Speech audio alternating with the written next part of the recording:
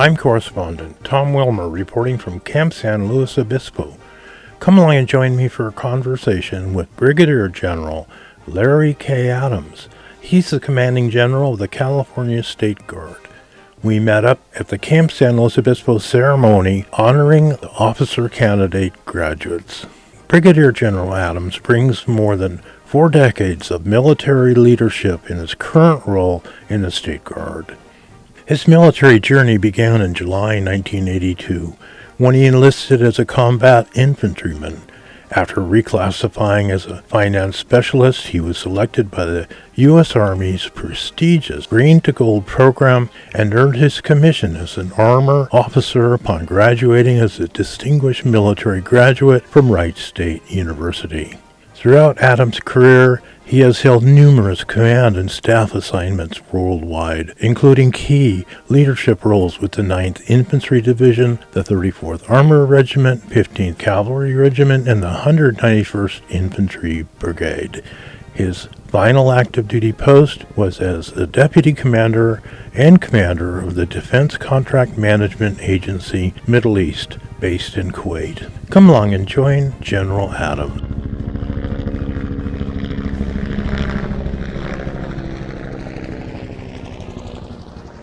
General Adams, what an absolute pleasure to meet you. Absolutely. It's good to be here. Curious about your background. Yeah, so pretty much after high school, I joined the Army, enlisted guy, 11 Bravo 10, and I was a soldier, an NCO. I did infantry for a few years, and then I switched to a new branch, finance, and I was able to do some college courses at night.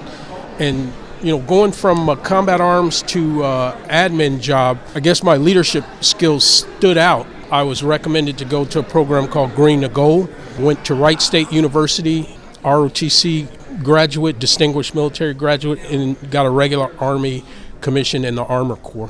When you started out, did you ever imagine you'd become a general? No, I really didn't. I didn't really count on that. I took it actually just one day at a time, and I enjoyed it, and my leadership skills came out. But as far as where I'd end up at, I was just planning on doing my 20 years and getting a nice retirement and going and doing something fun. Right. And something fun just ended up being the military, and I just kept going. They kept promoting me, so yeah. So that's really cool. So here we are, you're still going. Yeah. We're here at an OCS graduation at Camp San Luis Obispo. So tell us how you connect with OCS. Since I became the commanding general of California State Guard, one of my things or key areas, focus areas, has been to professionalize the force. So, I've done a lot of work with improving the quality of our NCO and officer courses across the board, and even our continuous learning courses. But as far as officers, I believe officership is very important. Our service members deserve great leadership, and not just good leadership, great leadership. And so I take a personal interest in all the officer candidates we have. I've been to every phase of these officers who got commissioned today's training and observed it, and in fact taught a couple of classes. Again, take a personal interest. So from seeing them from start to pinning on their bars is really important to me, and to make sure that we got the right leaders on the board. There were some people who quite just didn't make it because they didn't have what it took to be leaders today. But these... What are some of the qualities that are most important today? For these young officers, it's selfless service. And all of them, to a flaw, are servants first, and they know that, and they are servant leaders. And I look for those qualities in an officer, not just that they want to pin the bar on and wear the rank and walk around, that they genuinely care about the job that they're doing and want to take care of their people. So, yeah, like I said, I took a personal interest in their training. That's really fascinating. How many OCS schools are there in the state? So we do the State Guard OCS, and then the National Guard has their own version of OCS as well. Whenever the State Guard comes to Camp San Luis. Yeah, so they kind of chew the same ground, have the same experiences. And then you talked a little bit about ROTC. Mm-hmm. How does that dovetail? Well, the trainings are very different in that in ROTC, you're there for a couple of years, and you're with your cadre for a couple of years. Here, this OCS, we kind of pack all that into 1 year. It's a lot for them to take in that 1 year, And that's how we tell we're getting a good quality of officers. They keep up. Again, in ROTC, that was a couple of years of getting kind of the same curriculum. So it comes at them really fast. Recruits today, how do they differ from your time?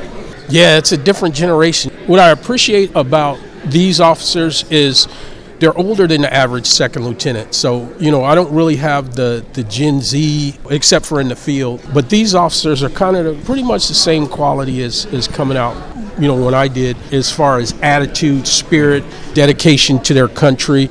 That's kind of getting lost. We're getting generation removed from people who've had family members that served, and it's becoming really rare. But these folks that are coming in now and the folks that we just commissioned, they have a tie and a connection that I'm afraid going forward we're going to lose. So it's really important for me to get a good example of that out there. How do you tamp down that curve and keep that momentum going for the next generation? At my level, all I could do is be an example. I try to be the example, and I take on a lot of responsibilities to go out and do civic activities so people can see me in service in uniform and at least have that in their head as an idea that this is possible. And so my piece of it is being vocal, being seen. Again, briefly, here at Camp San Luis Obispo, what are some of the key training modalities that recruits for OCS go through here? We have a whole curriculum that focuses on basic leadership tenets, the tactical skills as far as mission planning, troop leading procedures, and then we also have physical fitness as well.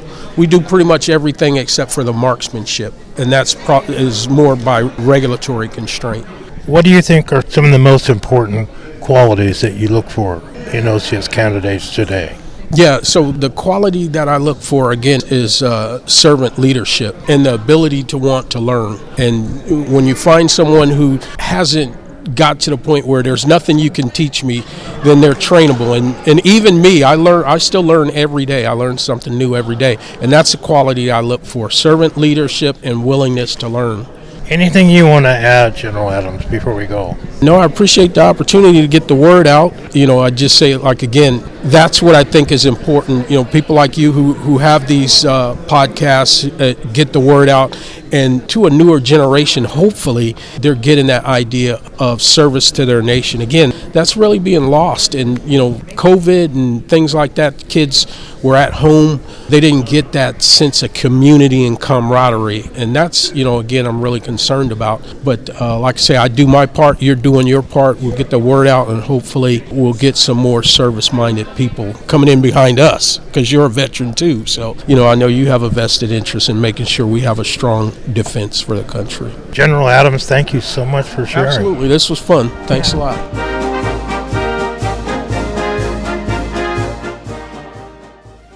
I'm your host, Tom Wilmer, reporting from Camp San Luis Obispo. You've been listening to the Lowell Thomas award-winning travel show Journeys of Discovery with Tom Wilmer, a featured podcast on NPR.org's podcast directory. You are invited to subscribe to Journeys of Discovery with Tom Wilmer on NPR.org, iTunes, and more than 20 other podcast channels around the world.